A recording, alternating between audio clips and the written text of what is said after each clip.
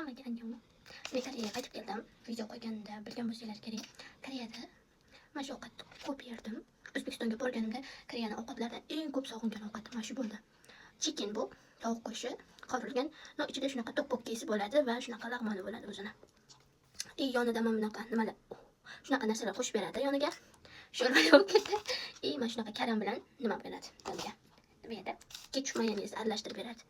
Nima bo'ldi bu endi sho'rvali bo'lib ketdimi nima bo'ldi? Короче, men boshqa hech kim yeymaydi, shuning uchun boshlaymiz. Bismillah. Cho'p tutishi ham esimdan chiqarib qo'ydim. O'zbekistonda 5 oy yurib. Bismillah. Xullas bu chikkenim sho'rvali bo'lib ketdi. Boshqa ziyod. Ichida mana shunaqa no'xatmada kukuruz bo'ladi. Men bu nima deb so'rasanglar, bu rediska. Bu juda achchiqda. Shuning uchun yoniga rediska bilan mana bunaqa qo'shib beradi.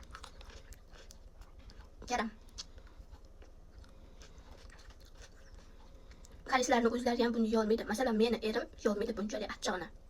Juda ham achchiqda, erim koreys bo'lsa ham yeyolmaydi. Lekin ko'pchilik yeydi, ko'pchilik yeyolmaydi. Nimasi bor? 50% odam yeyoladi, 50% yeyolmaydi. Meni erim koreys bo'lsa ham yeyolmaydi, lekin buni juda ham achchiq deydi.